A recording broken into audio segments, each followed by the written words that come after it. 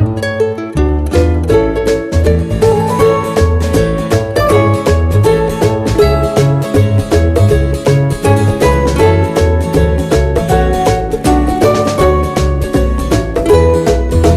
Tag, ich bin Benny von den Beleuchteten Brüdern und ich freue mich wirklich sehr, dass ihr immer noch zuschaut, obwohl ich euch in dieser Reihe 100 Spiele in 5 Jahren bisher nicht weniger als 25 Spiele vorgestellt habe, die ihr besser nicht spielen solltet. Wer es also jetzt bis hierhin geschafft hat, wird mit echten Spieleempfehlungen belohnt. Und in diesem Video präsentiere ich die 4 Spiele, die diesen Status mit Ach und Krach erlangt haben. Den Anfang macht ein Spiel mit einem unnötig komplizierten Titel auf. Die Castlevania-Reihe schafft es immer wieder, vollkommen austauschbare Titel zu finden, die scheinbar aus einem Namensgenerator stammen. So auch der 3DS-Ableger Mirror of Fate. Weil der Teil jedoch in direkten Story-Zusammenhang mit dem gerade zuvor aus der Taufe gehobenen Reboot Lords of Shadow steht und man das auch dringend mitteilen musste, trägt das sehr kleine Modul in winziger Schrift den vollständigen Namen des Spiels: Castlevania Lords of Shadow Mirror of Fate. Es war das erste Castlevania, das ich je gespielt habe und eine ziemlich willkürliche Wahl dafür. Ich kann an dieser Stelle nicht en Detail auf die Reihe eingehen, ihre zahlreichen Ableger sind viel zu verwirrend und nach meinem Dafürhalten ist es auch wenig lohnt, sich mit der Lore von Castlevania auseinanderzusetzen. Genauso wenig lohnt, wie vielleicht Zeitliniendiskussionen über die Zelda-Titel zu führen. Dracula kommt alle 100 Jahre wieder und muss von einem Mitglied der Balmond-Familie kaputt gehauen werden. Das reicht für mich. Dass nun gerade die Lords of Shadow-Reihe eine komplizierte Familiensaga voller Verrat und trügerischen Doppelbödigkeiten draus macht, will ich trotzdem außer Acht lassen. Ich habe beim Spielen jedenfalls nichts davon mitbekommen. Da waren Werwölfe und Vampire und andere Monster und ich habe sie kaputt gemacht. Wer da nun welches Familienmitglied für wie viele Jahre lebendig in einen Sarg genagelt hat und was der Eingesperrte dazu zu sagen hatte, habe ich schon direkt beim Zuschauen wieder vergessen. Spielerisch begann die Reihe 1986 als Actionspiel auf dem NES, das einen mit einer Peitsche bewaffnet die Level bis zu Draculas Schloss durchlaufen ließ.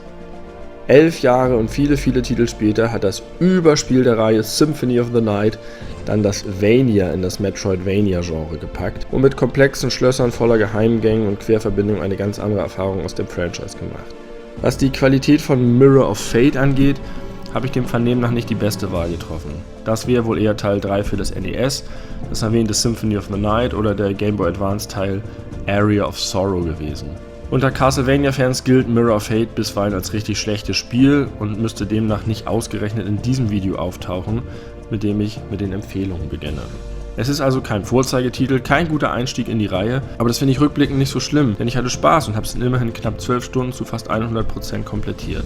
Das Erreichen eines so hohen Wertes spricht in Metroidvanias dafür, dass man das Spiel sehr mochte und sehr viele optionale Dinge getan hat. Das war hier nicht der Fall. Die Zusatzitems zu ergattern war erstaunlich einfach. Genau genommen ist die Interkonnektivität der Welt hier eher durch Teleporter als durch clevere Querverbindungen ermöglicht, nämlich überflüssig. Das Spiel wäre als lineares Actionspiel eine ganze Ecke besser gewesen, aber offenbar muss jedes Metroid und jedes Castlevania heute ein Metroidvania sein. Versperrte Wege, die man erst mit später erlangten Eigenschaften erreichen kann, verbergen in Mirror of Fate stets bloß unspektakuläre Bonus-Upgrades, wie Lebensenergie oder Magieerweiterungen, so dass das Besuchen früherer Gebiete komplett optional ist. Dadurch verkommt ein Kernelement des Genres zu reinem Backtracking für Upgrades. Hinzu kommt, dass die eigentlich für diesen Zweck gedachten Teleporter nicht immer klug platziert sind. Allzu oft muss man sehr lange Wege für eine bedeutungslose Belohnung in Kauf nehmen, um dann auch noch festzustellen, dass sich dahinter ein weiteres Upgrade befindet, für das man eine weitere Fähigkeit braucht. Das ist schlechtes Leveldesign und einfach nur lästig.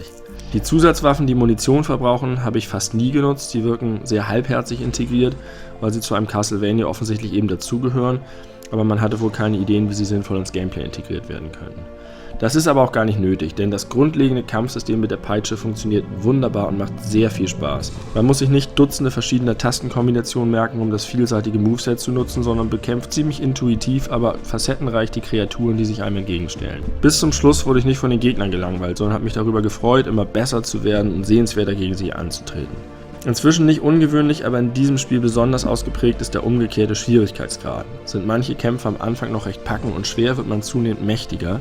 Das gilt auch für die Bosskämpfe, die aber abwechslungsreich sind und ohne Ausnahme Spaß machen. Auch die Level sind allesamt gut gestaltet. Wenn man nicht gerade zu den doofen Upgrades zurückläuft, gibt es keinen Leerlauf. Das Voranschreiten durch die Kapitel, Die verschiedenen spielbaren Charaktere und der ständige Wechsel von Settings sowie die hervorragende Spielbarkeit führen zu einer hohen Weiterspielmotivation, perfekt für ein Handheld, da man das Spiel in kleinen Portionen gut vor dem Einschlafen erleben kann.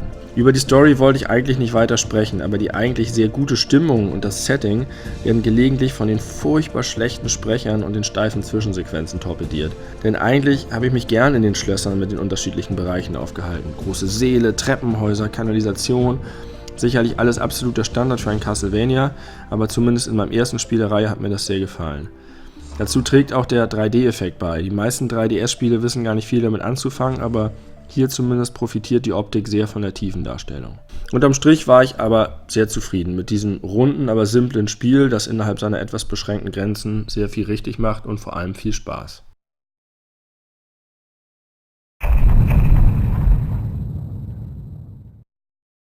Niemals hätte ich gedacht, dass sich im Duell der 3 großen PS2-Plattformereien ausgerechnet Sly Raccoon durchsetzt. Nach den Enttäuschungen von Jak und Daxter und Ratchet & Clank hat mich wenigstens der diebische Waschbär überzeugen können. Zumindest ein wenig. Bis ich den jeweils ersten Vertreter der Reihen angespielt hatte, war ich davon ausgegangen, dass Sly am substanzlosesten und irrelevantesten ist. Die 3 Reihen sind aber auch Repräsentanten der 3 großen Entwicklerstudios, die ihre Maskottchen ins Rennen schickten. Jak und Daxter kommen von Naughty Dog, die sich eine Konsolengeneration zuvor mit der aus meiner Sicht vollkommen überbewerteten Crash Bandicoot-Reihe einen Namen gemacht hatten und eine Generation später mit der aus meiner Sicht ebenfalls vollkommen überbewerteten Uncharted-Reihe einen noch größeren.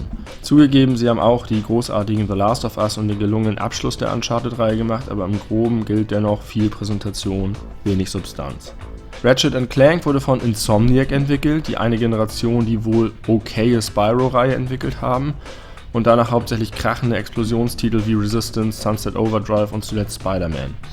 Alles irgendwie charmanter und sympathischer als bei Naughty Dog, aber doch auch hauptsächlich Spektakel. Und Sly? Sucker Punch Productions hatte genau einen Titel zuvor entwickelt, und zwar das völlig skurrile, physikbasierte und von Kritikern durchaus gefeierte Rocket Robot on Wheels für das N64. Ein schräges, nischiges Spiel, das man wohl mögen muss, wenn man zu den 27 Personen gehört, die es gespielt haben. Gut, danach haben sie sich dann im Angesicht des Erfolgs der Konkurrenz der Infamous-Reihe gewidmet, Infamous, und hecheln seither Naughty Dog und Insomniac hinterher, aber trotzdem hätte mir eigentlich schon vorher klar sein müssen, dass Sly mein Favorit ist. Aber zum Spiel.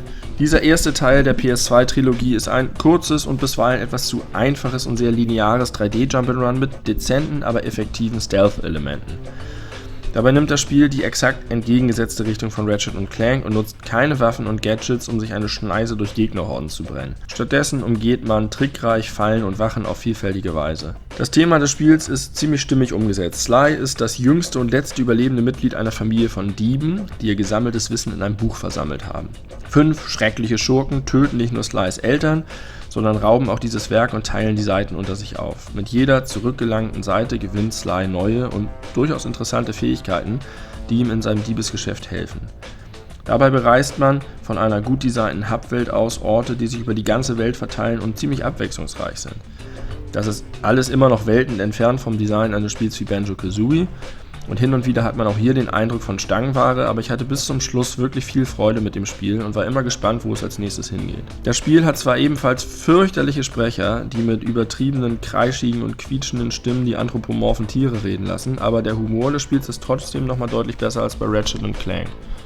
Es ist ein ziemlich gutes Gesamtpaket geworden, das sowohl spielerisch als auch in Sachen Präsentation runder und interessanter ist als die beiden anderen Reihen. Für meinen Geschmack hätte das Spiel die eigenen Stärken aber noch ein bisschen deutlicher betonen müssen. Wie es in der Ära üblich war, wurde auch das Spiel vollgestopft mit meistens nicht besonders gelungenen Minispielen in Form von Nebenmissionen. Es gibt so hakelige Autorennen mit sehr ungnädigen Zeitlimits, viel zu lange Abschnitte ohne Checkpoints, in denen man eine andere Figur per stationärem Geschütz vor Gegnern beschützen muss. Und das trübt auch den Gesamteindruck. Stattdessen hätte der gute Stealth-Ansatz weiter verfolgt werden können, denn es macht viel Spaß, einzelne Passagen auszuknobeln, sodass man sie bewältigen kann, ohne einen Treffer einzustecken. Leider wird es nur schnell zu leicht, was auch an manchen Fähigkeiten liegt, die überaus mächtig sind. Insgesamt bestätigt sich für mich im Nachhinein ein wenig, dass ich damals die PS2 gemieden habe und voll auf Nintendo gesetzt habe. Wäre ich ein großer Rollenspiel-Fan gewesen, wäre das vielleicht anders, aber in Sachen Plattformer war das ein echter Klassenunterschied. Zumindest Sly hat sich aber doch gelohnt und es ist die einzige der 3 Reihen, bei der ich zumindest erwäge, mir auch den zweiten Teil vorzunehmen.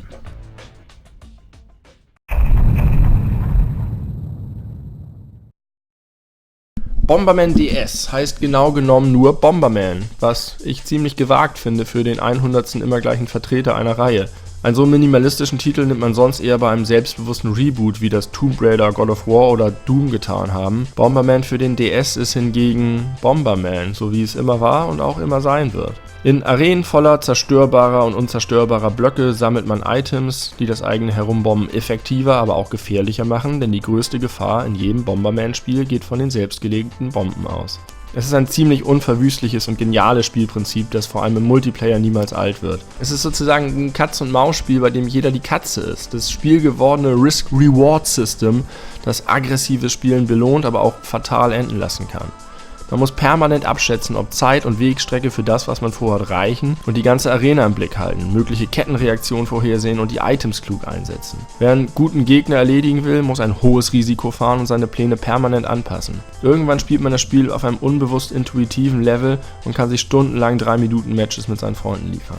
So weit, so alt, denn das ist Bomberman seit 1983. Nun also den DS-Teil. Warum habe ich den überhaupt? Und wieso habe ich ihn plötzlich durchgespielt? Auf beide Fragen gibt es dieselbe Antwort wie beim Monkey Ball 3D. Zum jeweiligen Launch des DS und des 3DS gab es im Wesentlichen ziemlich viel Müll. Aber man wollte ja dabei sein und irgendwas kaufen. Und weil sich meine Sammelwut nicht so sehr auf Handhelds erstreckt, habe ich vor einiger Zeit entrümpelt und überlegt, welche Spiele ich wohl nie wieder spielen werde. Das waren dann hauptsächlich diese überflüssigen Launchkäufe. Der Plan war, sie ungesehen wegzugeben. Stattdessen spielte ich sie einfach beide durch. Und während Super Monkey Ball sich als die Enttäuschung bestätigte, die ich angenommen hatte, wurde ich von Bomberman gleichzeitig positiv und negativ überrascht. Negativ, weil es mich irgendwie ärgert, dass es so viele Bomberman-Spiele gibt, die sich damit begnügen, das immer gleiche Spiel zu sein. Es gibt inzwischen über 70 Bomberman-Spiele und nur die wenigsten sind nicht Kopien des Originals. Im Jahr 1990 wurde eine Version des Spiels veröffentlicht, die in Europa nicht Bomberman heißen sollte, weil man Sorge hatte, dass das Spiel hier bei uns mit terroristischen Bombenanschlägen assoziiert würde und nicht als das harmlose, fröhliche, gegnerzerfetzende Familienspiel, das es ist. Man muss sich mal die eigentliche Grausamkeit des Spiels vor Augen führen. Kleine Männchen werden in Labyrinthe eingesperrt und gezwungen, mit Bomben bis zum Tod zu kämpfen. Diese 1990er Version also, die bei uns Dyna Blaster hieß, habe ich als Kind sehr gerne gespielt, auch im Einspielermodus. Die zahlreichen Level waren bloß mit verschiedenen Gegnern bevölkerte Versionen der Multiplayer-Karte und trotzdem war ich schon damals hochmotiviert, bis ins letzte Level zu kommen. In späteren Spielen wie Bomberman Generations für den Gamecube vermisste ich diesen Modus, der durch missglückte 3D-Abenteuer ersetzt wurde. Ich war insofern froh, auf dem DS mal wieder einen klassischen Bomberman-Singleplayer zu haben. Leider ist er dermaßen klassisch, dass das Leveldesign mal wieder einer völligen Arbeitsverweigerung gleichkommt. Man könnte so viel mit dem Spielkonzept machen, aber es bleibt bei den willkürlich und sogar tatsächlich zufällig gestalteten Blocklabyrinthen voller Gegner. Aber abgesehen vom Leveldesign ist dieser Teil wirklich interessant. Er bietet eine enorme Gegnervielfalt, auf die man sich einstellen muss. Gegner können mehrere Bomben aushalten oder durch Wände gehen, Bomben wegwerfen oder schneller zur Explosion bringen, sich teleportieren, selber zur Bombe werden, nur von einer Seite attackiert werden können oder nach einem Angriff das Bewegungsmuster wechseln. Hier hat man die Kreativität bewiesen, die ich mir auch vom Leveldesign wünsche. Und es wirkt sich sehr positiv auf das Spiel aus. In jeder Welt kommen neue, einzigartige Typen dazu und man muss stets einen neuen Umgang mit ihnen finden. Zudem hat der DS-Teil ein großartiges Feature. Per Touchscreen kann man vor jedem Level, aber auch während der Level, die Power-Ups auswählen, die man eingesammelt hat. Sie wirken nämlich im Gegensatz zu anderen Bomberman-Spielen nicht sofort, sondern landen im Inventar. Da bleiben sie auch, wenn man stirbt oder ein Level schafft. Doch diejenigen, die man aktiviert hat, verliert man mit dem Tod. Oder mit Ausnahme der 3 Kern-Items Bombenzahl, Geschwindigkeit und Reichweite auch nach jedem Level. Das verändert das Spiel grundlegend. Man darf sich nicht zu gut ausstatten, weil sonst ein Tod sehr weh tut, aber ist man zu schwach, kommt man auch nicht voran. Insgesamt ist man dabei mit Items etwas zu gut ausgestattet und bunkert eher, als dass man knapp dran ist, aber es ist eine tolle Idee für das Spielprinzip und macht die Items wesentlich wertvoller und das Vorgehen etwas taktischer. Zudem sind die Bosskämpfe durchaus nette Auflockerungen und die Musik auch überraschend stark. Nach 100 recht einfachen Leveln und etwa 3 Stunden ist man dann aber auch durch. Unterm Strich ist es eine der besseren Versionen des klassischen Bomberman und ich würde mir wirklich mal eins mit bewusst gestaltetem Leveldesign wünschen.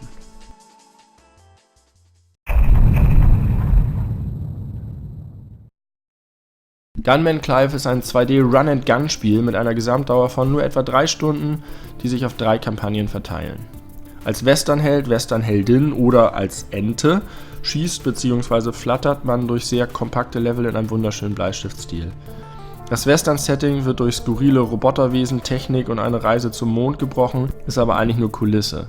Denn die Qualität des Spiels liegt im überaus flüssigen Gameplay sowie dem ideenreichen Leveldesign und vor allem den sehr kreativen Bosskämpfen. Jedes Hindernis und jeder Raum wirkt bewusst und klug designt.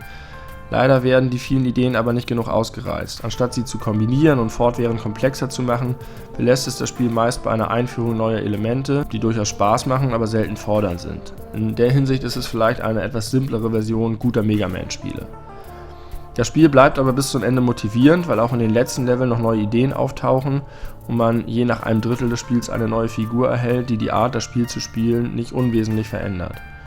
Das langsame Herabschweben der Frau, dass der Mario-Logik folgt, dass Röcke oder Regenschirme einen Gleitflug ermöglichen, lässt den Spieler komplexere Passagen absolvieren und schließlich muss man sich dann noch als wehrlose Ente einfach nur heil zum Ziel bugsieren, was das Spiel wiederum sehr frisch hält. Das Spiel ist vor allem kurzweilig und liebenswert und ist inzwischen als HD-Bundle zusammen mit dem Nachfolger für die Wii U und die Switch erschienen. Angesichts des sehr geringen Preises ist das Spiel aus meiner Sicht unbedingt eine lohnende Investition. So, und das waren die ersten 4 Spielempfehlungen von mir. Man muss die nicht spielen, das sind keine Meilensteine, aber irgendwie war ich hinterher doch froh und war zufrieden mit den Spielen. Und so geht das jetzt sukzessive peu à peu weiter voran mit den nächsten Spielen im nächsten Video. Vielen Dank nochmal fürs Zuschauen, das war jetzt wieder etwas länger, ab jetzt kommen wieder immer 4 Spiele pro Video und einen wunderbaren Tag noch.